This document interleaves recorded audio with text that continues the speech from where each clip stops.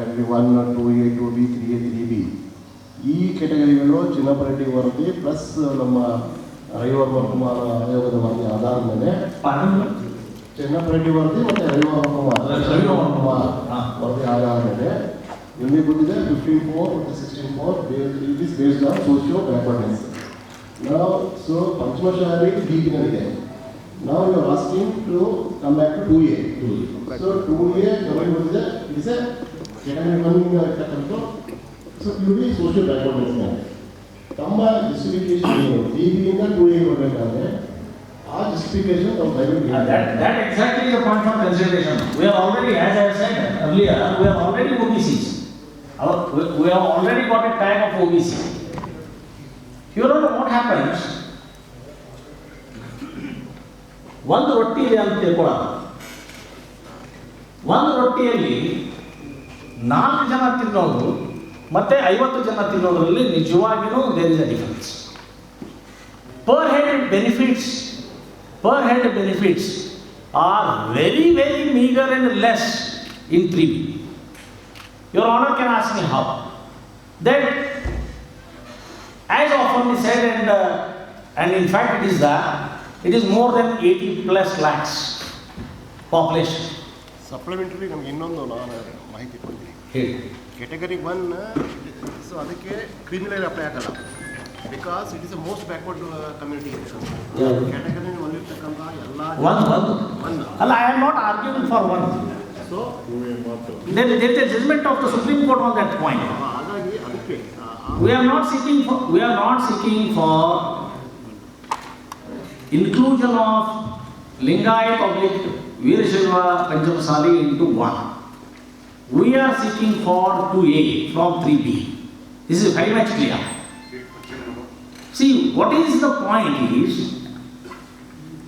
for all these days, 3B ಯಾವಾಗಿಂದ ಬಂದಿದೆ ಅಂದರೆ 2002ರಿಂದ ಬಂದಿದೆ. ನಾವು 21ರಲ್ಲಿ ಇದ್ದೀವಿ. 19 ವರ್ಷದಲ್ಲಿ ನಮಗೆ 3B found to be insufficient to see that the people citizens belongs to this caste, that Lingayat Panchamasali or Veerashaiva Panchamasali. In fact, even though they are deserving, this percentage that is allocated to 3B is insufficient. This 80+ lakhs people. Yeah, 3B ಇರುವಂತದ್ದು ಎಷ್ಟು cost? 6+ ಉಪಜಾತಿಗಳು. I will come to that. ನೀವು ಅಂದ್ರೆ ಇದು is equivalent to the Lingayat or Veerashaiva Panchamasalis. That's exactly what we are asking for. That is the social backwardness. ಅದಕ್ಕೋಸ್ಕರ figures ಕೇಳ್ತಾರೆ. ಅಲ್ಲ, figures on ಓದ್ ಕೊಡೋದು ಅಷ್ಟೇ ಕಷ್ಟ ಇದೆ.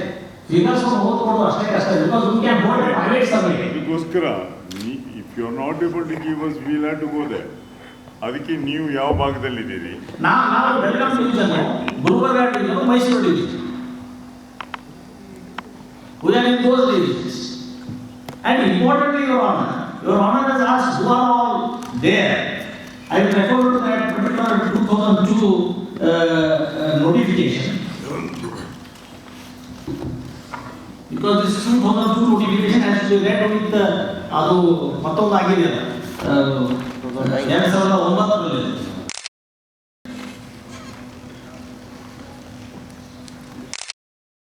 Before, there are attempts to dilute our representation by saying that if our request is considered, it will exceed 50%. No, not at all. We are seeking for change of the group. Seeking for a change of a group in no way exceeds that case. For a moment, ನಾವು ಅದನ್ನು ಕೇಳ್ತಾ ಯಾಕಂದ್ರೆ that point was also argued by some sections. 50% as on 50% ಏನಿದೆ, because the matter is seized with the Honorable Apex Court, that will be decided later on. The suggestions are sought, etc. That is a different issue altogether. And our point is, we are coming from 3B to 2A.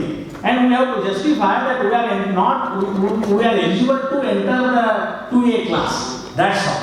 And here, Your Honor, now say in para 6 of this notification, they say, para 6 of this, now the Karnataka State Commission for Backward Classes have submitted a special report, and 71 advices, while their letter dated 4/12/2000 and serial number 4 above. That is a letter bearing number KSCBC MS reports 2000-2001 dated 14/12/20 of the member secretary of the Karnataka State Commission for Backward Class. This is referred. Ultimately, this is the base for issuing this notification. And here they say, now the Karnataka State Commission for Backward Classes have submitted a special report and 71 advices while their letter dated 4/12/2000 read at serial number 4 above. Pending consideration of the entire report. Your Honor, pending consideration of the entire report means the entire report was not submitted when this notification was issued. This 2002 notification, 30th March 2002 notification, as per which various castes are brought under Category 1, Category 2A, 2B, 3A, 3B, etc. This notification of 30th March 2002 was issued on the interim report of this Honorable Commission. Here they say at para 6 of this notification, the preamble, they have made it very clear. Now the Karnataka State Commission for the Backward Classes have submitted a special report and 71 advices while their letter dated 4/12/2000 read at serial number 4 above. Pending consideration. That is Professor Ravi Verma Kumar. What my humble submission to the Honorable Commission is, pending consideration of the entire report. I read it once again. Pending consideration of the entire report, the government have examined in detail the creamy layer policy contained in the special report and 71 advices relating to inclusions, deletions, corrections of spelling, etc., and have made the following orders. After careful consideration of the above proposal, the government are pleased to make the following orders. The quantum of reservation is specified in GO dated 79/94 and 31/95, read with at serial 1 and 2 respectively, is continued for admission to education institution and employment. Backward Class Commission is brought into force with immediate effect. A new comprehensive creamy layer policy as detailed in Annexure 2 this government order is brought into force with immediate effect. The creamy layer policy does not apply to SC/STs and Category 1 of the backward classes. Candidates belonging to Category 2 application dated 30th March 2002 is yet for consideration. And Your Honor can treat our application as an interim application because the report is not yet finalized.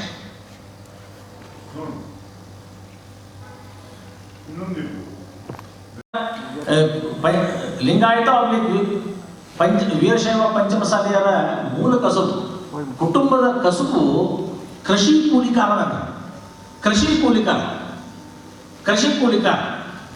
ಮತ್ತು ನಾವೇನು ಭೂಮಿ ಒಡೆಯ ಇದ್ದಂತೀವಿ ಅವನು after implementation of the Karnataka land reforms act when the ceiling was introduced, that point is gone. Landlord concept is gone from our community. We are no more landlords. As in Uttar Pradesh or Bihar like that, after the implementation of the Land Reforms Act in Karnataka, our holdings are in accordance with law, that's all. But they are very few. 95% of CM, ಇದು chief minister ಆಫೀಸಿಂದ ಬಂದಂಥದ್ದು.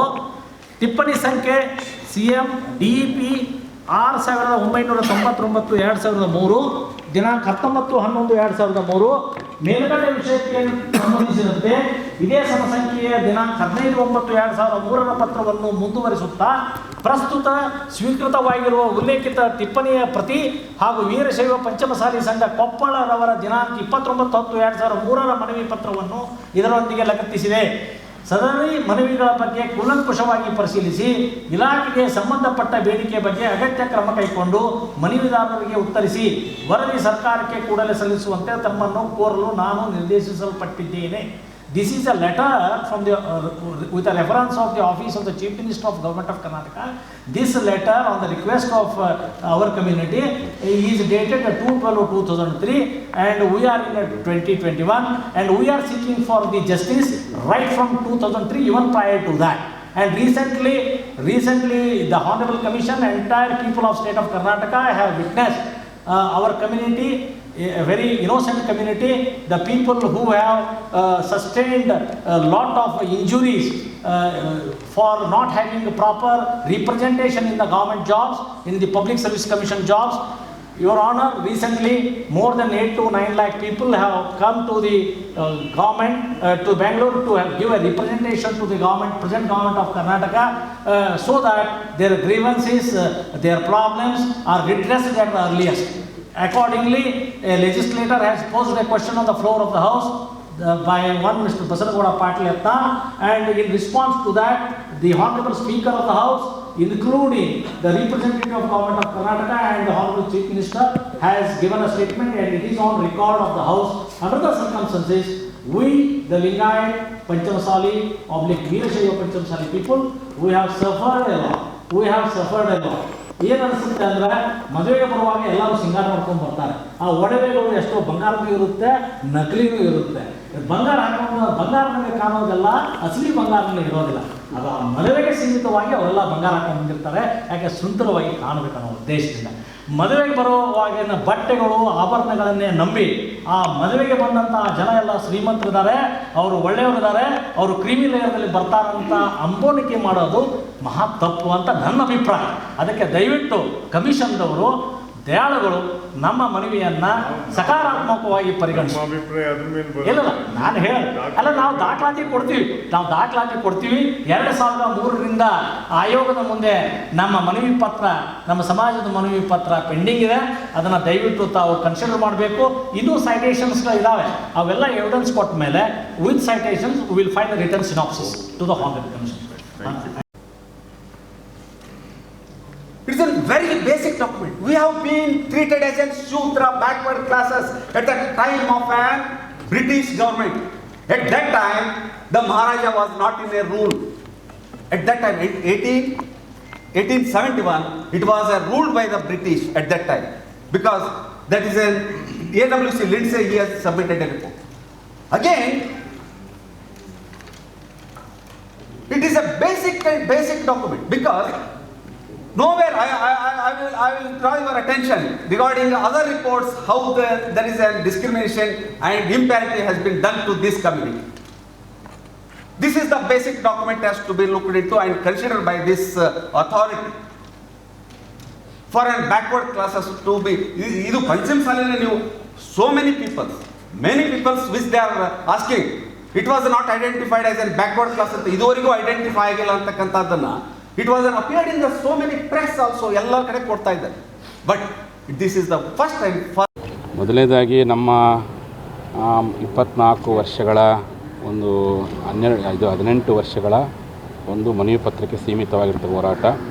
ಏನು ಕೂಡಲ ಸಂಗಮ ಶ್ರೀಪೀಠದಿಂದ ಕಳೆದ 10 ವರ್ಷಗಳಿಂದ ಜನಾಂದೋಲನವಾಗಿ ರೂಪುಗೊಂಡಂಥ ಪರಿಣಾಮವಾಗಿ ಪಂಚಮಸಾಲಿ ಸಮುದಾಯಕ್ಕೆ 2A ಮೀಸಲಾತಿ ಕುರಿತಾಗಿ December 10ನೇ ತಾರೀಕಿಗೆ ಏನು ನಾವು ಮನವಿ ಮಾಡಿಕೊಂಡಿದ್ವಿ ಶಾಶ್ವತ ಹಿಂದುಳಿದ ವರ್ಗಕ್ಕೆ ಆಯೋಗಕ್ಕೆ, ಆ ಮನವಿಗೆ ನಮಗೆ ಹೋಗೊಟ್ಟು ಇವತ್ತು ಹಿಂದುಳಿದ ವರ್ಗದ ಆಯೋಗದವರು ಮೊದಲ ಬಾರಿಗೆ ಬಹಿರಂಗ ವಿಚಾರಣೆಗೆ ನಮ್ಮನ್ನು ಕರೆಯುವುದರ ಮೂಲಕವಾಗಿ ಆರಂಭದಲ್ಲಿ ಒಂದು ರೀತಿಯಾಗಿರ್ತಕ್ಕಂಥ ನಮ್ಮ ಹೋರಾಟಕ್ಕೆ ಒಂದು ನೈತಿಕವಾಗಿರ್ತಕ್ಕಂಥ ಶಕ್ತಿ ತುಂಬುವಂಥ ಕೆಲಸವನ್ನು ಇವತ್ತು ಆಯೋಗ ಮಾಡಿದೆ ಅಂತೇಳಿ ಭಾಳ ಹೆಮ್ಮೆಯಿಂದ ಹೇಳಕ್ಕೆ ಇಚ್ಛೆಪಡ್ತೀನಿ.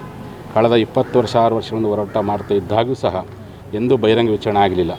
ಏನು ಡಿಸೆಂಬರ್ 10ನೇ ತಾರೀಕು ನಾವೇನು ಅರ್ಜಿ ಕೊಟ್ಟಿವಿ, ಅರ್ಜಿ ಕೊಟ್ಟ ನಂತರ ಹಿಂದುಳಿದ ವರ್ಗದ ಆಯೋಗದ ಅಧ್ಯಕ್ಷ ಆಗಿರ್ತಕ್ಕಂಥ ಹೆಗಡೆ ಅವರು ನಮ್ಮ ಮನವಿಯನ್ನು, ನಮ್ಮ ಹೋರಾಟದ ಸತ್ಯಾಸತ್ಯತೆ ಮನಗೊಂಡು ಇವತ್ತು ಬಹಿರಂಗ ವಿಚಾರಣೆಗೆ ಕರೆದಂಥ ಸಂದರ್ಭದಲ್ಲಿ ಅನೇಕ ವಿಚಾರಗಳು ಇವತ್ತು ಚರ್ಚೆಯನ್ನು ನಾವು ಸಮರ್ಥವಾಗಿ ನಮ್ಮ ಶ್ರೀಪೀಠದ ಪರವಾಗಿ ಹಿರಿಯ ನ್ಯಾಯವಾದಿಗಳಾಗಿರ್ತಕ್ಕಂಥ ಬೆಳಗಾವಿಯ ದಿನೇಶ್ ಪಾಟೀಲ್ ಅವರು ತುಂಬ ಸಮರ್ಥವಾಗಿ ಅನೇಕ ವಿಚಾರವನ್ನು ಮಂಡಿಸಿದ್ದಾರೆ. ಹಾಗಾಗಿ ಎಲ್ಲೇ ಒಂದು ಕಡೆ ನಮಗೆ ವಿಶ್ವಾಸವಿದೆ, ಖಂಡಿತವಾಗಿ ಇವತ್ತಿನ ಸರ್ಕಾರ ಕಾನೂನು ಪ್ರಕ್ರಿಯೆ ವರದಿ ಬಂದ ಮೇಲೆ ನಾವು ಮಾಡ್ತೀವಿ ಅಂತ 6 ತಿಂಗಳು ಟೈಮ್ ತೆಗೆದುಕೊಂಡಿರಲ್ಲ. ಹಾಗಾಗಿ 6 ತಿಂಗಳೊಳಗೇ ಸ್ಪಷ್ಟವಾಗಿರ್ತಕ್ಕಂಥ ವರದಿ ಬರುವಂಥ ನಿರೀಕ್ಷೆ ಇವತ್ತಿದೆ. ಇವತ್ತೇ ನಮ್ಮ ದಿನೇಶ್ ಪಾಟೀಲ್ ಅವರು ಬಹುತೇಕ ನಮ್ಮ ಪಂಚಮಸಾಲಿ ಇತಿಹಾಸದಲ್ಲಿ ಇಷ್ಟೊಂದು ಅರ್ಥಗರ್ಭಿತವಾಗಿ ಇಷ್ಟೊಂದು ಅಂಕೆ ಸಂಖ್ಯೆಗಳ ಆಧಾರದ ಮೇಲೆ ವಾದವನ್ನು ಮಂಡಿಸುವಷ್ಟು ಮಟ್ಟಿಗೆ ಇವತ್ತು ನಮ್ಮ ಆಯೋಗದ ಸದಸ್ಯರಿಗೆ ಸತ್ಯದ ಮನವರಿಕೆಯನ್ನು ಮಾಡಿಕೊಟ್ಟಿದ್ದಾರೆ ಅಂತೇಳಿ ಭಾಳ ಅಭಿಮಾನದಿಂದ ಹೇಳಿಕೆ ಇಚ್ಛೆಪಡ್ತೀನಿ. ಹಾಗಾಗಿ ಎಲ್ಲೇ ಒಂದು ಕಡೆ ವಿಶ್ವಾಸ ಇದೆ, ನಮ್ಮ ನ್ಯಾಯಯುತವಾಗಿರ್ತಕ್ಕಂಥ ಹೋರಾಟಕ್ಕೆ ಇವತ್ತು ಹಿಂದುಳಿದ ವರ್ಗದ ಆಯೋಗದವರು ಅತಿ ಶೀಘ್ರದಲ್ಲೇ ಸರ್ಕಾರಕ್ಕೆ ವರದಿಯನ್ನು ಕೊಡ್ತಾರೆ. ಏನು ಸನ್ಮಾನ್ಯ ಮುಖ್ಯಮಂತ್ರಿಗಳು ಅಧಿವೇಶನದಲ್ಲಿ 6 ತಿಂಗಳೊಳಗಾಗಿ ಕ್ರಮ ತೆಗೆದುಕೊಳ್ತೇವೆ ಅಂತಾರಲ್ಲ, ಅಷ್ಟರೊಳಗಾಗಿ ನಮಗೆ ನ್ಯಾಯ ಸಿಗುತ್ತೆ ಅನ್ನೋ ವಿಶ್ವಾಸ ನಮ್ಮದಾಗಿದೆ. ಹಾಗಾಗಿ ನಮ್ಮ ಆ ಒಂದು ವಿಚಾರಣೆ ಕುರಿತು ಏನು ಅಭಿಪ್ರಾಯಗಳು ಮಂಡಿಸುವಂಥ ಹಿನ್ನೆಲೆಯೊಳಗೆ ನಮ್ಮ ಶ್ರೀಪೀಠದ ಪರವಾಗಿ ಅಭಿಪ್ರಾಯವನ್ನು ಮಂಡಿಸಿರ್ತಕ್ಕಂಥ ದಿನೇಶ್ ಪಾಟೀಲ್ ಅವರು ಮತ್ತು ರಾಷ್ಟ್ರೀಯ ಅಧ್ಯಕ್ಷರು ನಿಮ್ಮೆಲ್ಲರ ಕುರಿತು ಏನೇನು ಪ್ರಶ್ನೆ ಕೇಳಿದ್ರು, ಏನು ಉತ್ತರ ಕೊಟ್ಟಿದ್ದನ್ನು ನಿಮಗೆ ಮಾಹಿತಿ ಕೊಡ್ತಾರೆ. ಮತ್ತು ನಾಳೆಯಿಂದ ಏನು ಇವತ್ತು ನಮ್ಮ ಧರಣಿ ಸತ್ಯಾಗ್ರಹಕ್ಕೆ ಮತ್ತು ಐತಿಹಾಸಿಕವಾಗಿರ್ತಕ್ಕಂಥ ಪಾದಯಾತ್ರೆಗೆ ಮತ್ತು ನಮ್ಮ ಅಧಿವೇಶನದಲ್ಲಿ ನಮಗೆ ಬಂದಿರತಕ್ಕಂಥ ನ್ಯಾಯಯುತವಾಗಿರ್ತಕ್ಕಂಥ ಒಂದು ಚರ್ಚೆಗೆ ಯಾರ್ಯಾರು ಸ್ಪಂದಿಸಿದ್ದಾರೆ ಅವ್ರಿಗೆಲ್ಲರಿಗೂ ಒಂದು ಶರಣಾರ್ಥಿ ಸಂದೇಶ ಅನ್ನುವಂಥ ಜಾಥವನ್ನು ನಾಳೆ ಬೆಳಗ್ಗೆ 11 ಗಂಟೆಗೆ ಬೆಂಗಳೂರಿನ ಟೌನ್ ಹಾಲ್ ಮುಂಭಾಗದಲ್ಲಿರ್ತಕ್ಕಂಥ ರಾಣಿ ಚೆನ್ನಮ್ಮನ ಪ್ರತಿಮೆಯಿಂದ ರಾಜ್ಯಾದ್ಯಂತ ಆ ಒಂದು ಸಂದೇಶ ಜಾತ್ರೆ ನಡೀತಾ ಇದೆ. ನಾಳೆ ಬೆಳಗ್ಗೆ 11 ಗಂಟೆಗೆ ಸರಿಯಾಗಿ ಆ ಒಂದು ಜಾಥಾ ಸಾಗ್ತಾ ಇದೆ. ಸುಮಾರು 16 ಜಿಲ್ಲೆಗಳಲ್ಲಿ ಪಾದಯಾತ್ರೆ ಸಾಗಿ ಬಂದಿರತಕ್ಕಂಥ ಮಾರ್ಗದಲ್ಲಿ ಜಾತ್ರೆ ಸಾಗ್ಬಿಟ್ಟು ಕೂಡಲ ಸಂಗಮವನ್ನು 11ನೇ ತಾರೀಕಿಗೆ ತಲುಪ್ತಾ ಇದೆ. ಅದು ಸಂಪೂರ್ಣವಾದಂಥ ವಿವರಣೆಯನ್ನು ಈ ಪತ್ರಿಕಾ ಪ್ರಕಟಣೆ ತಿಳಿಸಲಾಗಿದೆ. ತಮಗೆಲ್ಲ ನಮ್ಮ ಮಾಧ್ಯಮದ ಸಿಬ್ಬಂದಿ ತಲುಪಿಸ್ಕೊಡ್ತಾರೆ ಅಂತ ಅಧ್ಯಕ್ಷರು ಒಂದು ಪ್ರಶ್ನೆಯನ್ನು ಕೇಳಿದ್ರು. ಏನಂದರೆ ಈಗಾಗಲೇ 2Aನಲ್ಲಿ ಬಹಳ ಒಂದು ದೊಡ್ಡ ಸಮುದಾಯನೇ ಇದೆ. ಜನಸಂಖ್ಯೆ ಆಧಾರಿತವಾಗಿ ನೋಡಿದ್ರೆ ದೊಡ್ಡ ಸಮುದಾಯ ಇದೆ. ಪಂಚಮಸಾಲಿ ಕೂಡ ಅದಕ್ಕೂ ದೊಡ್ಡ ಸಮುದಾಯ. ಎರಡೂ ಕೂಡ 2Aನಲ್ಲಿ ಹೋಗಿ ಕೂತ್ಕೊಂಡಂಥ ಸಂದರ್ಭದಲ್ಲಿ ನಿಮ್ಗೆ ಸಿಗುವಂಥ ಬೆನಿಫಿಟ್ಗಳು ಕಡಿಮೆ ಆಗ್ಬೋದು ಅಂತಕ್ಕಂಥದ್ದು. ಇಲ್ಲಿ ಸಂಖ್ಯೆಗಿಂತ ಮುಖ್ಯವಾಗಿ ಸಾಮಾಜಿಕವಾಗಿರ್ತಕ್ಕಂಥ ಸ್ಥಿತಿಗತಿ ಬಗ್ಗೆ ಇರ್ತಕ್ಕಂಥ 15(4) ಮತ್ತು 16(4). ಹಾಗಾಗಿ ಇಲ್ಲಿ ಸಂಖ್ಯೆ ಸಂಬಂಧಪಡೋದಿಲ್ಲ. ಆ ಹಿನ್ನೆಲೆ ಒಳಗೆ ಸಂಖ್ಯೆ ಆಧಾರ ಮೇಲೆ ನಾವು ರಿಸರ್ವೇಷನ್ ಕೇಳ್ತಾ ಇಲ್ಲ, ಅಥವಾ ಆರ್ಥಿಕ ಸ್ಥಿತಿಗತಿ ಬಗ್ಗೆ ರಿಸರ್ವೇಷನ್ ಕೇಳ್ತಾ ಇಲ್ಲ. ಸಾಮಾಜಿಕವಾಗಿರ್ತಕ್ಕಂಥ ಏನು ಶೋಷಣೆ ಆಗಿದೆ ಈ ಸಮಾಜಕ್ಕೆ, ಆ ಶೋಷಣೆ ಕಾರಣಕ್ಕೋಸ್ಕರ ಶಿಕ್ಷಣ ಮತ್ತು ಉದ್ಯೋಗದಲ್ಲಿ ವಂಚಿತರಾಗಿದ್ದರೆ ಅದಕ್ಕೆ ಪೂರಕವಾಗಿರ್ತಕ್ಕಂಥ ವಾದವನ್ನು ಸಮರ್ಥವಾಗಿ ಇವತ್ತು ನಮ್ಮ ಪರವಾಗಿ ದಿನೇಶ್ ಪಾಟೀಲ್ ಅವರು ಮಂಡಿಸಿದ್ದಾರೆ. ಆ ಹಿನ್ನೆಲೆ ಒಳಗೆ ಜನಸಂಖ್ಯೆ ಆಧಾರಿತವಾಗಿರ್ತಕ್ಕಂಥ ವಿಚಾರಕ್ಕೂ ನಾವು ಮನುಷ್ಯರ ವಿಚಾರಕ್ಕೂ ಯಾವುದೇ ರೀತಿಯ ಸಂಬಂಧ ಇಲ್ಲ ಅಂತ ನೇರವಾಗಿ ಹೇಳಿಕೆ ಇಚ್ಛೆಪಡ್ತೀನಿ. ಒಂದು ಜಾಥಾ ಇದೆ ಅಂತ ಹೇಳಿದ್ರೆ ಅದ್ರ ಬಗ್ಗೆ ಹೇಳಿ. ಈಗ ಕರ್ನಾಟಕ ರಾಜ್ಯ ಹಿಂದುಳಿದ ವರ್ಗದ ಆಯೋಗದ ಅಧ್ಯಕ್ಷರು ಇವತ್ತು ನಮ್ಮ ಪ್ರಥಮ ಜಗದ್ಗುರುಗಳು ಶ್ರೀ ಬಸವಜಯ ಮೃತ್ಯುಂಜಯ ಮಹಾಸ್ವಾಮಿಗಳವರಿಗೆ ಮತ್ತು ನಮ್ಮ ಸಂಘಟನೆಗೆ ಪ್ರಥಮ ಬಾರಿಗೆ ಇವತ್ತು ರಾಜ್ಯ ಹಿಂದುಳಿದ ಆಯೋಗ ಇವತ್ತು ಒಂದು ಸಭೆಗೆ ನಮಗೆ ಹಾಜರಾತಿಯನ್ನು ಕೋರಿತ್ತು. ಆ ಸಭೆಯಲ್ಲಿ ಇವತ್ತು ನಮ್ಮ ಸಮಾಜದ ಕುರಿತ 27 ವರ್ಷಗಳ ಏನು ಮೀಸಲಾತಿ 2A ಮೀಸಲಾತಿ ಹಕ್ಕು ಒತ್ತಾಯದ ಈ ಬೇಡಿಕೆ ವಿಚಾರವಾಗಿ ನಮ್ಮ ಹಿರಿಯ ನ್ಯಾಯವಾದಿಗಳು ಆತ್ಮೀಯರಾದಂಥ ದಿನೇಶ್ ಪಾಟೀಲ್ ಅವರು ಈ ಸಭೆಯ ಕುರಿತು ಸಾಕಷ್ಟು ಸಮಾಜದ ಅನೇಕ ಕುಂದುಕೊರತೆ, ಯಾಕೆ ಸಮಾಜಕ್ಕೆ ಇವತ್ತು 2A ಮೀಸಲಾತಿಯನ್ನು ಕೊಡಬೇಕು ಅನ್ನೋ ನಿಟ್ಟಿನಲ್ಲಿ ಇವತ್ತು ಪ್ರತಿಪಾದವನ್ನು ಮಾಡಿದ್ದಾರೆ. ಆ ಹಿನ್ನೆಲೆಯಲ್ಲಿ ಇವತ್ತು ನಮಗೂ ಕೂಡ ಒಂದು ಭರವಸೆ ಉಂಟಾಗಿದೆ. ಯಾಕಂದರೆ ಹಿಂದೆಂದೆಂದೂ ಆಗಲಾರ್ದಂಥದ್ದು ಬೆಳವಣಿಗೆ ಇವತ್ತು ಆಗಿದೆ ಅನ್ನೋದನ್ನು. ಕಳೆದ 27 ವರ್ಷದಲ್ಲಿ ಪ್ರಥಮ ಬಾರಿಗೆ ಇವತ್ತು ಹಿಂದುಳಿದ ವರ್ಗ ಆಯೋಗ ಇವತ್ತು ಬಹಿರಂಗ ಒಂದು ವಿಚಾರಣೆಗೆ ಇವತ್ತು ಕರೆಯನ್ನು ಕೊಟ್ಟಿತ್ತು. ಆ ವಿಚಾರಣೆಯಲ್ಲಿ ಸಾಕಷ್ಟು ವಿಷಯಗಳನ್ನು ನಾವು ಮಂಡಿಸಿದ್ದೇವೆ. ಮತ್ತು ಈ ಹೋರಾಟದ ಹಿನ್ನೆಲೆಯಲ್ಲಿ ಏನು 39 ದಿವಸಗಳ ಕಾಲ 712 ಕಿಲೋಮೀಟರ್ ಪಾದಯಾತ್ರೆ ಮತ್ತು 23 ದಿವಸಗಳ ಕಾಲ ಸ್ವಾತಂತ್ರ್ಯ ಉದ್ಯಾನ ಮೈದಾನದಲ್ಲಿ ನಮ್ಮ ಪೂಜ್ಯರ ನೇತೃತ್ವದಲ್ಲಿ ನಡೆದಂಥ ಧರಣಿಯ ಒಂದು ಕಾರಣವೇ ಇವತ್ತು ಸರ್ಕಾರ ಕೂಡ ಮಣಿದು 6 ತಿಂಗಳ ಗಡುವನ್ನು ಮಾನ್ಯ ಮುಖ್ಯಮಂತ್ರಿಗಳು ಅಧಿವೇಶನದಲ್ಲೇ ಮಾತನ್ನು ಕೊಟ್ಟಿದ್ದಾರೆ. ಆ ರೀತಿಯಲ್ಲಿ ಇವತ್ತು ಹಿಂದುಳಿದ ಆಯೋಗ ಕೂಡ ಪ್ರಥಮ ಬಾರಿಗೆ ವಿಚಾರಣೆಯನ್ನು ಮಾಡಿದೆ. ಆ ವಿಚಾರಣೆ ಕುರಿತು ನಮ್ಮ ದಿನೇಶ್ ಪಾಟೀಲ್ ಅವರು ತಮಗೆ ವಿವರವನ್ನು ಹೇಳ್ತಾ ಇದ್ದಾರೆ. ಅವರು ಯಾವ ರೀತಿಯ ಪ್ರಶ್ನೆಯನ್ನು ಮಾಡಿದ್ವಿ, ಯಾಕೆ ಇವತ್ತು ಮೀಸಲಾತಿಯನ್ನು ಕೊಡಬೇಕು ಅನ್ನೋ ಬಗ್ಗೆ ಇವತ್ತು ವಿವರಣೆಯನ್ನು ನಮ್ಮ ದಿನೇಶ್ ಪಾಟೀಲ್ ಅವರು ಕೊಡ್ತಾರೆ ಅನ್ನೋ ಮಾತನ್ನು ಹೇಳ್ತಾ, ನಾಳೆ ದಿವಸ ಇವತ್ತೇನು ಮತ್ತೆ ನಮ್ಮ ಪಾದಯಾತ್ರೆಯ ಕಳೆದ 712 ಕಿಲೋಮೀಟರು 39 ದಿವಸಗಳ ಕಾಲ ಪಾದಯಾತ್ರೆಯನ್ನು ಬಂದಿದ್ವಿ. ನಮ್ಮ ಪೂಜ್ಯರ ನೇತೃತ್ವದಲ್ಲಿ ಇವತ್ತು ಮತ್ತೆ ನಾವು ಶರಣಾರ್ಥಿಗಳನ್ನು ಜನರಿಗೆ ಯಾವ್ಯಾವ ಜಿಲ್ಲೆಯ ಮುಖಾಂತರ ನಾವು ಬಂದಿದ್ವಿ, ಆ ಜಿಲ್ಲೆ ಮುಖಾಂತರ ತಾಲೂಕು ಮುಖಾಂತರ ಮತ್ತೆ ನಮ್ಮ ಪೂಜ್ಯರ ಜೊತೆಗೆ ನಾವು ವಾಪಸ್ಸು ಕೂಡಲ ಸಂಗಮ ಪೀಠದ ಹತ್ರ ತೆರಳ್ತಾ ಇದ್ದೀವಿ. ನಾಳೆ ಈ ರಾಷ್ಟ್ರ ಕಂಡ ಒಬ್ಬ ಶಿಕ್ಷಣಕ್ಕೆ ಹೆಚ್ಚಿನ ಒತ್ತನ್ನು ಕೊಟ್ಟು ಈ ಸಮಾಜದಲ್ಲಿ ಹುಟ್ಟಿ ಈ ನಾಡಿಗೆ ಒಂದು ಹೆಸರಾದಂಥ ವ್ಯಕ್ತಿಯಾದಂಥ ರಾವ್ ಬಹದ್ದೂರ್ ಹರ್ಟಾಳ್ ರುದ್ರಗೌಡರ ಜಯಂತ್ಯೋತ್ಸವವನ್ನು ಕೂಡ ನಾವು ನಾಳೆ ಏನು ರಾಣಿ ಚೆನ್ನಮ್ಮನ ಪುತ್ಥಳಿಗೆ ಮಾಲಾರ್ಪಣೆಯನ್ನು ಮಾಡಿ ಹರ್ಟಾಳ್ ರುದ್ರಗೌಡರ ಜಯಂತ್ಯೋತ್ಸವದ ಸಮಾರಂಭವನ್ನು ಟೌನ್ ಹಾಲ್ ಅಲ್ಲೇ ಒಂದು ಸಮಾರಂಭವನ್ನು ಮಾಡಿ ನಾವು ಮತ್ತೆ ಈ ರಾಜ್ಯಾದ್ಯಂತ ಪ್ರವಾಸವನ್ನು ನಮ್ಮ ಪೂಜ್ಯರ ನೇತೃತ್ವದಲ್ಲಿ ಕೈಗೊಂಡಿದ್ದೇವೆ. ಆ ಒಂದು ಕಾರ್ಯಕ್ರಮ ನಾಳೆ ಬೆಳಗ್ಗೆ 10 ಗಂಟೆಗೆ ಅಲ್ಲಿ ಪ್ರಾರಂಭಗೊಳ್ಳುತ್ತೆ ಅನ್ನೋ ಒಂದು ಮಾತನ್ನು ಕೂಡ ಹೇಳೋಕ್ಕೆ ಇಚ್ಛೆಪಡ್ತೇನೆ. ಮುಂದಿನ ವಿಷಯಗಳನ್ನು ನಮ್ಮ ದಿನೇಶ್ ಪಾಟೀಲ್ ಅವರು ಮಾತಾಡ್ತಾರೆ ಅಂತ ಮಾತಾಡ್ತಾರೆ. ಸರ್, ಹಲವಾರು ವಿಚಾರಗಳನ್ನ ಮಂಡನೆ ಮಾಡಿದ್ರಿ ಇವತ್ತು. ಲಿಂಗಾಯತ ಪಂಚಮಸಾಲಿ ಸಮುದಾಯದವರು ಈಗಾಗಲೇ OBC ಪಟ್ಟಿಯಲ್ಲಿ ಇದ್ದಾರೆ. ತಮಗೆಲ್ಲ ಗೊತ್ತಿದ್ದಂಗೆ ಈಗಾಗಲೇ ನಾವು 3B ಪ್ರವರ್ಗದಲ್ಲಿ ಇದ್ದೀವಿ. 3B ಪ್ರವರ್ಗದಿಂದ ನಮ್ಮನ್ನು 2A ಪ್ರವರ್ಗಕ್ಕೆ ಸೇರಿಸ್ಬೇಕಂತ ನಮ್ಮದು ಆಯೋಗದ ಮುಂದೆ ಬೇಡಿಕೆ ಇತ್ತು. ಆಯೋಗದವರು ನಮ್ಮ ಬೇಡಿಕೆಗೆ ಸ್ಪಂದಿಸಿ ಇವತ್ತು ಸ್ವಾಮೀಜಿಯವರು ಹಾಗೂ ಸಮಾಜದ ಅಧ್ಯಕ್ಷರು, ರಾಷ್ಟ್ರೀಯ ಅಧ್ಯಕ್ಷರು ಇವರ ಎಲ್ಲ ಬೇಡಿಕೆಗಳನ್ನು ಪರಿಗಣಿಸಿ ಇವತ್ತು ವಿಚಾರಣೆಯನ್ನು ಕೈಗೊಂಡಿದ್ದಾರೆ. ವಿಚಾರಣೆಯ ಸಮಯದಲ್ಲಿ ಅದು ಮುಕ್ತವಾಗಿತ್ತು ಎಲ್ಲರಿಗೂ. ವಿಚಾರಣೆ ಕ್ಲೋಸ್ ಡೋರ್ ಎನ್ಕ್ವೈರಿ ಏನು ಅಲ್ಲ ಇದು. ತಮಗೆ ಹೇಳಬೇಕಂದ್ರೆ ಮೈಸೂರು ರಾಜ್ಯ ಕರ್ನಾಟಕದ ಏಕೀಕರಣಕ್ಕಿಂತ ಮೊದಲಿನಿಂದಲೂ ಅಲ್ಲಿ ಚೀಫ್ ಜಸ್ಟಿಸ್ ಮಿಲ್ಲರ್ ಅಂತ ಇದ್ದರು. ಆ ಮಿಲ್ಲರ್ ರಿಪೋರ್ಟ್ದಲ್ಲಿ ಲಿಂಗಾಯತರನ್ನ ದಲಿತರಂತ ಪರಿಗಣಿಸಿದ್ದಾರೆ. ಆ ರಿಪೋರ್ಟ್ದಲ್ಲಿ ಇಲ್ಲಿ ನಾವು ಭಾರತದ ಸಂವಿಧಾನದ ಪ್ರಕಾರ ಸೋಷಿಯಲ್ ಬ್ಯಾಕ್ವರ್ಡ್ನೆಸ್ಸು ಮತ್ತು ಎಜುಕೇಷನಲ್ ಬ್ಯಾಕ್ವರ್ಡ್ನೆಸ್ಗಳನ್ನು ಎಸ್ಟಾಬ್ಲಿಷ್ ಮಾಡಬೇಕಾಗ್ತದೆ.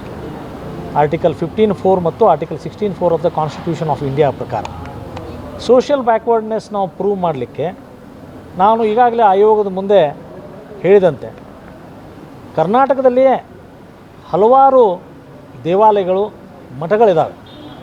ಆ ದೇವಾಲಯಗಳ ಮಠಗಳಲ್ಲಿ ನಮ್ಮ ಲಿಂಗಾಯತ ಪಂಚಮಸಾಲಿಯವರಿಗೆ ಭೋಜನದ ವೇಳೆ ಪ್ರತ್ಯೇಕ ಭೋಜನ ವ್ಯವಸ್ಥೆ ಇದೆ. ಅಂದರೆ ನಮಗೆ ಇನ್ನೂ ಸಮಾಜದಲ್ಲಿ ಲಿಂಗಾಯತ ಪಂಚಮಸಾಲಿಯವರಿಗೆ ಸಮಾಜದಲ್ಲಿ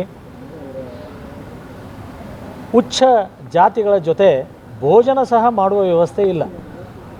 ಇದು ಪ್ರಚಲಿತ. ತಾವು ಮಾಧ್ಯಮದವರು ಇದನ್ನು ಪರಿಶೀಲಿಸಬಹುದಾಗಿದೆ. ಕೆಲವು ದೇವಸ್ಥಾನಗಳಲ್ಲಿ ಇದೆ. ಗರ್ಭಗುಡಿಯಲ್ಲಿ ಅಂತೂ ನಮ್ಮ ಲಿಂಗಾಯತ ಪಂಚಮಸಾಲಿಯವರನ್ನು ಬಿಡೋದೇ ಇಲ್ಲ. ಯಾಕಂದರೆ ಮೂಲತಃ ನಮ್ಮ ಜನ ಕೃಷಿ ಕೂಲಿಕಾರರು ಮತ್ತು ಬಡತನ ರೇಖೆಗಿಂತ ಕೆಳಗಡೆ ಇರುವ ಬಡತನ ರೇಖೆ ಭಾಳ ಮಹತ್ವದ್ದಲ್ಲ OBC ಪಟ್ಟಿಯಲ್ಲಿ ಒಂದು ವರ್ಗದಿಂದ ಮತ್ತೊಂದು ವರ್ಗಕ್ಕೆ ಹೋಗೋಕ್ಕೆ. ಆದರೆ ನಮ್ಮದು ವಾಸಸ್ಥಳ, ನಮಗಿರೋ ಶೈಕ್ಷಣಿಕ ಸೌಲಭ್ಯಗಳನ್ನೆಲ್ಲ ನೋಡಿದ್ರೆ ಬಹಳ ಕಠಿಣ ಅದ.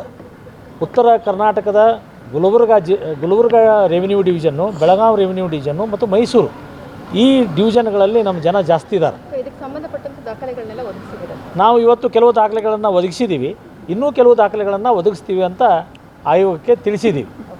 ಮತ್ತು ಆಯೋಗದವರು ಸಹ ಇದರ ಬಗ್ಗೆ ಕೂಲಂಕುಷವಾಗಿ ಪರಿಶೀಲಿಸಬಹುದಾಗಿದೆ. ರೆವಿನ್ಯೂ ರಿಕಾರ್ಡ್ಸ್ಗಳಲ್ಲಿ ನಮ್ಮ ಸಮಾಜಕ್ಕೆ, ನಮ್ಮ ಸಮಾಜದ ಸ್ಥಿತಿಗತಿ, ನಮ್ಮ ಸಮಾಜದ ಆರೋಗ್ಯ, ಅಂದರೆ ಸಾಮಾಜಿಕವಾಗಿ ಶೈಕ್ಷಣಿಕವಾಗಿ ನಾವೆಷ್ಟು ಹಿಂದುಳಿದೀವಿ ಅಂತ ತಮಗೆಲ್ಲ ಗುರ್ತಿದೆ. ಉತ್ತರ ಕರ್ನಾಟಕದಲ್ಲಿ ಗುಲ್ಬರ್ಗ ಮತ್ತು ಬೆಳಗಾವಿ ಡಿವಿಷನ್ದಲ್ಲಿ ಸರ್ಕಾರಿ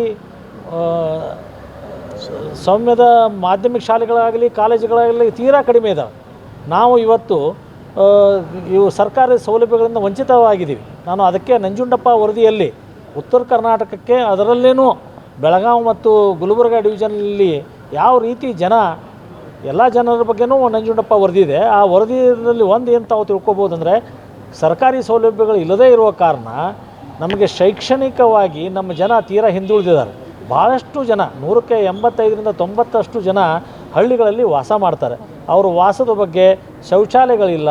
ಈ ರೀತಿ ಸಾಮಾಜಿಕವಾಗಿಯೂ ಶೈಕ್ಷಣಿಕವಾಗಿಯೂ ನಾವು ಭಾಳ ಹಿಂದುಳಿದಿದ್ದೀವಿ.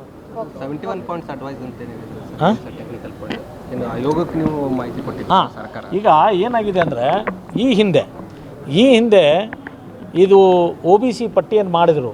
ಅಂದರೆ ಇದು category 1, category 2 2002ರಲ್ಲಿ, category 2A, 2B, 3A, 3B ಏನು ಮಾಡಿದ್ರು. ಆವಾಗ ಆಯೋಗದವರು ಒಂದು ವರದಿ ಸಲ್ಲಿಸಿದ್ದಾರೆ ಸರ್ಕಾರದವ್ರಿಗೆ, ವಿಶೇಷ ವರದಿ. ಅದರ ಜೊತೆ 71 ಅಡ್ವೈಸ್ಗಳನ್ನು, ಸಜೆಷನ್ಸ್ಗಳನ್ನು ಕೊಟ್ಟಿದ್ದಾರೆ. ಅದನ್ನು ಪೆಂಡಿಂಗ್ ದ್ಯಾಟ್ ರಿಪೋರ್ಟ್ ಅಂತ ಅದರಲ್ಲಿ ನೋಟಿಫಿಕೇಷನ್ದಲ್ಲಿ ಸರ್ಕಾರ ಹಾಕಿ ಆವಾಗ ಈ ಕ್ಲಾಸಿಫಿಕೇಷನ್ ಮಾಡಿದ್ದಾರೆ. ಅದಕ್ಕೆ ನಾವು ಆಯೋಗದ ಮುಂದೆ ಏನು ನಿವೇದನೆ ಮಾಡಿದ್ವಿ, ಅವತ್ತು ನೀವೇನು ಈ ಹಿಂದೆ ನೀವೇನು ವರದಿ ಕೊಟ್ಟಿದ್ರಿ, OBC ಪಟ್ಟಿ ಮಾಡುವಾಗ ಏನು ವರದಿ ಕೊಟ್ಟಿದ್ರಿ, ಆ ವರದಿ ಸಂಪೂರ್ಣವಾಗಿ ಕರ್ನಾಟಕ ಸರ್ಕಾರದವರು ಒಪ್ಪಿಕೊಂಡಿದ್ದಾರೋ ಭಾಗಶಃ ಒಪ್ಪಿಕೊಂಡಿದ್ದಾರೋ ಅನ್ನೋದು ಗುರುತಾಗ್ತಾ ಇಲ್ಲ ಆ ನೋಟಿಫಿಕೇಷನ್ನಿಂದ. ಅದನ್ನು ಸಹ ಅದು ಭಾಗಶಃ ಅಂತ ಬರೆದಿದ್ದಾರಲ್ಲಿ, ಪಾರ್ಟ್ಲಿ ಅಂದರೆ pending report that OBC list is published ಅಂತ ಬರೆದಿದ್ದಾರೆ. ಆದ ಕಾರಣ ಆ ಪೆಂಡಿಂಗ್ ರಿಪೋರ್ಟ್ ಅನ್ನೋದರಿಂದನೇ ನಾವು ಮೊದಲಿಂದನೂ ಜಗದ್ಗುರುಗಳು ನಮ್ಮ ರಾಷ್ಟ್ರೀಯ ಅಧ್ಯಕ್ಷರು ಏನು ಹೇಳ್ಕೊತ ಬಂದಿದ್ದರು ಫ್ರೀಡಮ್ ಪಾರ್ಕ್ದಲ್ಲಿ ಅಂದರೆ, ಸರ್ಕಾರದವರು ತಮ್ಮ ಹಂತದಲ್ಲೇ, ಯಾಕಂದರೆ ಈ ಹಿಂದೆ ಆಯೋಗದವರು ಒಂದು ವರದಿ ಕೊಟ್ಟಿದ್ದಾರೆ, ತಮ್ಮ ಹಂತದಲ್ಲೇ ಇದನ್ನು ಏನು ಮಾಡ್ಬೋದಾಗಿತ್ತು, ಮೀಸಲಾತಿಯನ್ನು ಮೀಸಲಾತಿ ಅಂದರೆ ಹೊಸ ಮೀಸಲಾತಿ ಅಲ್ಲ ಇದು. ಭಾಳಷ್ಟು ಜನ ಏನು ತಿಳ್ಕೊಂಡಿದ್ದಾರೆ, ಹೊಸವಾಗಿ ನಾವು ಮೀಸಲಾತಿ ಕೇಳ್ತಾ ಇದ್ದೀವಿ, ಆ 50% ನಾವು ದಾಟ್ತೀವಿ ಅಂತ. ಇದು 50% ದಾಟೋದು ಅದೇನು ಇಲ್ಲವೇ ಇಲ್ಲ ಇದರಲ್ಲಿ. ನಾವು ಈಗಾಗಲೇ 3Bದಲ್ಲಿ ಇದ್ದೀವಿ, ನಮ್ಮನ್ನು 2Aಗೆ ಸೇರಿಸ್ರಿ.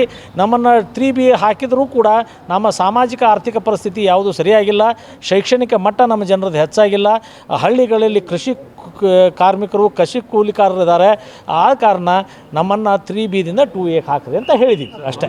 ಈಗ ನೀವು ಹೇಗೆ ನಿಮ್ಮ ವಾದ ಮಂಡನೆ ಮಾಡಿದ್ರು ಅದೇ ರೀತಿಯಾಗಿ ಮೀಸಲಾತಿ ಬೇಡ ಅಂತ ಹೇಳಿ ಕೂಡ ಕೆಲವೊಂದಿಷ್ಟು ಜನ ಇಲ್ಲಿ ಅರ್ಜಿ ಸಿಗ್ತದೆ ಅಂತ ಗೊತ್ತಾಗ್ತಾ ಇದೆ. ಸೊ ಅದು ಯಾರು ಏನು ಗೊತ್ತಾಗ್ತದೆ ಅದನ್ನು ನಾನು ಹೇಳ್ತೀನಿ. ಅದು ನಾವು ಆಯೋಗ ಮುಂದೆ ಹೇಳಿದ್ದೀವಿ. ತಾವು ಕೇಳೋದು ಭಾಳ ಒಂದು ಸೂಕ್ತ ಪ್ರಶ್ನೆಯಾಗಿದೆ. ತಾವು ಇದೇನು ಕಮಿಷನ್ನು ಯಾವ ಕಾಯ್ದೆ ಕೆಳಗಡೆ ಇದು ಕಮಿಷನ್ನು ಆಗಿದೆಯೋ, ರಚನೆ ಆಗಿದೆಯೋ, ಆ ಆ್ಯಕ್ಟದಲ್ಲಿ ಏನು ಹೇಳ್ತಾರೆ ಅವರು ಅಂತಂದರೆ ಸೆಕ್ಷನ್ 9 ಅಂತ ಇದೆ. ಆ ಸೆಕ್ಷನ್ 9ದಲ್ಲಿ ಮೊದಲು ನಮ್ಮನ್ನು ನೋಟಿಫೈ ಮಾಡಬೇಕು, ಏನಂತ 3Bದಿಂದ 2A ಅಂತ. ಆಮೇಲೆ ಕಂಪ್ಲೇಂಟ್ಸ್ಗಳನ್ನು ಹೇರ್ ಮಾಡಲಿಕ್ಕೆ ಒಂದು ಆಧಾರ ಅಂದರೆ ಲೋಕಲ್ ಸ್ಟ್ಯಾಂಡಿಗೆ ಬರುತ್ತೆ. ಅಲ್ಲಿವರೆಗೆ ಲೋಕಲ್ ಸ್ಟ್ಯಾಂಡಿನೇ ಇಲ್ಲ ಆಬ್ಜೆಕ್ಟ್ ಮಾಡಲಿಕ್ಕೆ. ಅದು ವಿಚಾರಣೆ ಮಾಡ್ತಾ ಇದ್ದಾರೆ, ನಾವು ಯೋಗ್ಯರಿದೀವೋ ಇಲ್ಲವೋ ಅನ್ನೋದು ಸರ್ಕಾರಕ್ಕೆ ಒಂದು ರಿಪೋರ್ಟ್ ಕೊಡ್ತಾರೆ ಅಷ್ಟೇ. ನೋಟಿಫಿಕೇಷನ್ ಮಾಡೋರು ರಾಜ್ಯ ಸರ್ಕಾರ ನೋಟಿಫಿಕೇಷನ್ ಮಾಡಿದ್ರ ಮೇಲೆ ಅದು ತಪ್ಪಾಗಿದೆಯೋ ಸರಿಯಾಗಿದೆಯೋ ಅನ್ನೋ ವಿಶ್ಲೇಷಣೆ ಯಾರಿಗೂ ಮುಕ್ತವಾಗಿದೆ. ಅದ್ರ ಬಗ್ಗೆ ತಕರಾರುಗಳನ್ನು ಆಯೋಗದ ಮುಂದೆ ಸಲ್ಲಿಸ್ಬೋದಾಗಿದೆ ಅವರು. ಈಗ ಯಾಕೆಂತಂದರೆ ಮೊನ್ನೆ ನೀವು ಪ್ರತಿಭಟನೆ ಮಾಡ್ತಾ ಇರಬೇಕಾದ್ರೆ ಅವರು ಬಂದಿರಲಿ, ಆ ನಂತರ ಈಗ ಇವತ್ತಲ್ಲಿ ಬಹಿರಂಗ ವಿಚಾರಣೆ ಬಂದಿದ್ದಾರೆ. ನಾಳೆ ಮತ್ತೆ ನಿಮ್ಮ ಜೊತೆಗೆ ಪಾದಯಾತ್ರೆಗೆ ಸಹಕರಿಸಿದವರಿಗೆ ಶರಣಾರ್ಥಿ ಎನ್ನುವಂತಹ ಕೃತಜ್ಞತಾ ಜಾಥವನ್ನು ಹಮ್ಮಿಕೊಳ್ಳಲಾಗಿದೆ. ಪಾದಯಾತ್ರೆ ಎಲ್ಲ ಅಂದರೆ ಎಲ್ಲರಿಗೂ ಯಾವ್ಯಾವ ಪಾದಯಾತ್ರೆ ಬಂದಿದ್ದೀವಿ ಆ ಮಾರ್ಗದಲ್ಲಿ ಇರ್ತಕ್ಕಂಥ ಜನರಿಗೆ ಮತ್ತೆ ನಿಮ್ಮ ಸಹಕಾರ ನಿರಂತರ ಇದೇ ರೀತಿಗೆ ಇರಲಿ. ಈಗಾಗಲೇ ಸಹಕಾರ ಕೊಟ್ಟಿದ್ದೀರಿ, ಇನ್ನೂ 6 ತಿಂಗಳು ಸರ್ಕಾರ ಕಾಲಾವಕಾಶ ಕೊಟ್ಟಿದೆ. ಮುಂದಿನ ಹೋರಾಟಕ್ಕೂ ನಿಮ್ಮ ಸಹಕಾರ ಇರಲಿ ಅನ್ನೋ ದೃಷ್ಟಿಯಿಂದ ಬಸವಾದಿ ಶರಣರ ತತ್ವದಂತೆ ಶರಣಾರ್ಥಿ ಸಂದೇಶ ಜಾಥವನ್ನು ನಾವು ಹಮ್ಮಿಕೊಳ್ಳಲಾಗಿದೆ. ಹಾಗಾಗಿ ನಾಳೆ ನಾವು ನಡೆಸಿದಂಥ ಜಾಥಾ ನಮ್ಮ ನಿರಂತರ ನಡೆಯುತ್ತೆ. ಆ ಹಿನ್ನೆಲೆ ಒಳಗೆ ನಮ್ಮ ಜಾಥಾಕ್ಕೆ ಎಲ್ಲರಿಗೂ ಮುಕ್ತವಾದ ಅವಕಾಶವನ್ನು ನಾವು ಕಲ್ಪಿಸಲಾಗಿದೆ. ಹಾಗಾಗಿ ಇದು ನಮ್ಮ ಶ್ರೀಪೀಠದಲ್ಲಿ ನಡೆಯುವಂಥ ಜಾಥಾ. ಹಾಗಾಗಿ ಇವತ್ತು ವಿಚಾರಣೆಗೆ ಎಲ್ಲರೂ ಬಂದ್ದಾರೆ. ಯಾಕೆ ಮೀಸಲಾತಿ ಎಲ್ಲರಿಗೂ ಬೇಕು. ಮೀಸಲಾತಿ ವಿಚಾರದಲ್ಲಿ ನಮ್ಮೆಲ್ಲರ ಉದ್ದೇಶ ಒಂದೇ ಇದೆ ಅಂತ. ನಮ್ಮ ಹೋರಾಟದ ವಿಚಾರದಲ್ಲಿ ಕೆಲವು ಬರ್ಬೋದು, ಕೆಲವು ಹೋಗ್ಬೋದು, ಅವರೇ ಬಿಟ್ಟಿರ್ತಕ್ಕಂಥದ್ದು. ಜಾಥಾ ನಾಳೆ ಬೆಳಗ್ಗೆ 11 ಗಂಟೆಗೆ ನಡೆಯುತ್ತೆ.